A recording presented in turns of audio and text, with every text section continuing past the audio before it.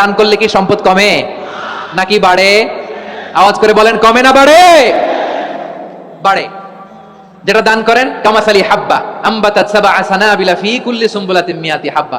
1 টাকা দান করলে এটা চারা বীজের মতো, রূপে দিলে 7টা শীষ, প্রতি শীষে হয় শত শস্য দানা। আল্লাহ যারে চায় এরকম বাড়ায় দেয়, প্রবৃদ্ধি দেয়। সুবহানাল্লাহ। এজন্য মুক্ত হস্তে দান করতে রাজি আছেন? আগে আগে যাকাত ক্যালকুলেট করে রাখেন। আপনার যাকাত বর্ষ যদি পরেও হয়, দেরি করেও হয়, ধরেন যে প্রতি বছর মুহররমে দেন, আপনি আগে দিতে পারবেন। যাকাত অগ্রিম আদায় করা যায়। সুবহানাল্লাহ বলেন।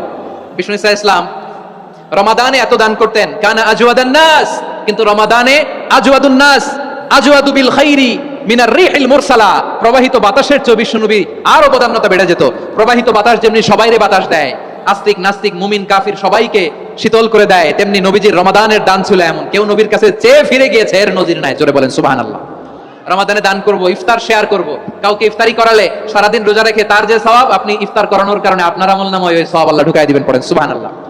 সাহাবারা বললেন, নবী আমরা গরিব মানুষ, ইফতারি খাওয়ানোর পয়সা নাই।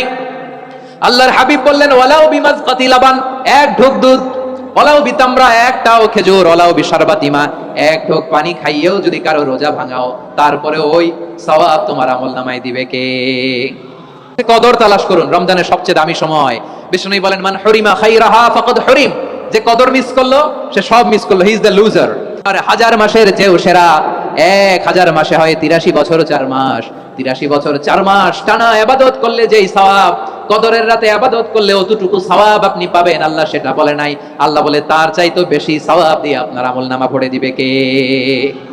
কদর যেন মিস না হয়। 21, 23, 25, 27, 29 নাকি খালি 27? আপনারা কি খালি 27?